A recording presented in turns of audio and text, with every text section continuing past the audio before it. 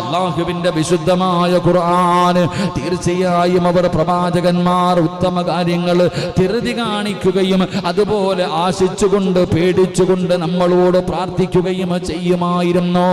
എൻ്റെ പ്രിയപ്പെട്ട സഹോദരങ്ങള്, അല്ലാഹുവിന്റെ പരിശുദ്ധമായ ഖുർആൻ വിടന്ന് പറയുകയാ, എൻ്റെ പ്രിയപ്പെട്ട സഹോദരാ, ജീവിതത്തിൽ നമ്മളൊക്കെ ഒരു കുടുംബങ്ങളിൽ ജീവിച്ചവരാണ്.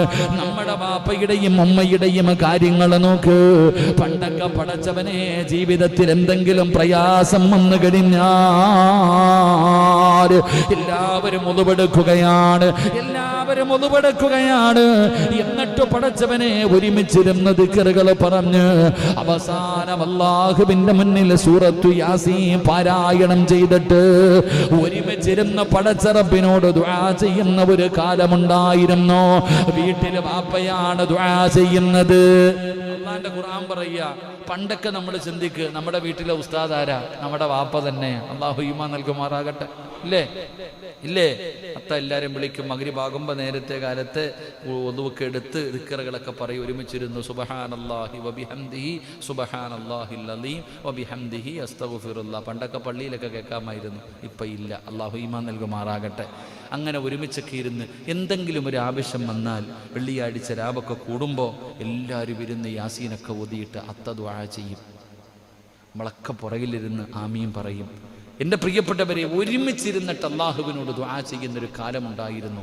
അള്ളാഹുവിൻ്റെ പരിശുദ്ധമായ ഖുർആൻ പറയുന്നു, മഹാനായ നബിയിന റസൂലുള്ളാഹി സ്വല്ലല്ലാഹു അലൈഹി, നാളെ സ്വർഗത്തിൽ കുടുംബസമേതം കടന്നു പോകുന്ന ഒരു വിഭാഗമുണ്ട്. അവർ കുടുംബസമേതം പോകും. അവരോട് ചോദിക്കും, നിങ്ങൾ എങ്ങനെ ഈ സ്വർഗത്തിൽ ഒരുമിച്ച്? അള്ളാഹുവിന്റെ സ്വർഗത്തിലും ഭാര്യയും ഭർത്താവും മക്കളുമായി പായിപ്പാടുള്ള നിങ്ങൾ പായിപ്പാട് ജീവിച്ചതുപോലെ ഇവിടെ ഒരുമിച്ചാണല്ലോ. നിങ്ങൾ ദുനിയാവിൽ ജീവിച്ചിരുന്നപ്പോൾ ഒരുമിച്ച്, ഇവിടെയും നിങ്ങൾ ഒരുമിച്ച് എങ്ങനെ? അവര് 4 ഗുണങ്ങളുണ്ട്, അവർക്ക് 4 ഗുണമുണ്ട്. അതിലെ ഒരു ഗുണം അവരൊരുമിച്ചിരുന്ന് ദുആ ചെയ്തവരാ. അവരൊരുമിച്ചിരുന്നിട്ട് തന്റെ സങ്കടങ്ങൾ അള്ളാഹുവിനോട് പറഞ്ഞവരാണ്. ഖുർആൻ അവിടെന്ന് പറയുകയാ, നമുക്കുണ്ടാകേണ്ട 5ാമത്തെ ഗുണമെന്തെന്നറിയുമോ? ഇന്നഹും കാനൂ യുസാരിഊന ഫിൽ ഖൈറാത്ത്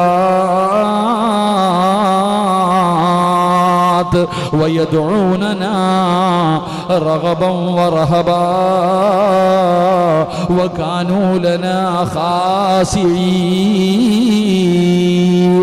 എൻ്റെ പ്രിയപ്പെട്ടവരെ, പരിശുദ്ധമായ ഖുർആൻ അവിടെന്ന് പറയുകയാണ്, അവർ ദുആ ചെയ്യുന്ന സമയത്ത് ഭയഭക്തിയോടുകൂടിയും പ്രതീക്ഷയോടുകൂടിയും അവർ ദുആ ചെയ്തവരാണെന്ന് പരിശുദ്ധമായ ഖുർആൻ അവിടെന്ന് പറയുമ്പോ, എൻ്റെ പ്രിയപ്പെട്ടവരെ, നമുക്കങ്ങനെ ഒരു ബോധമില്ലല്ലോ.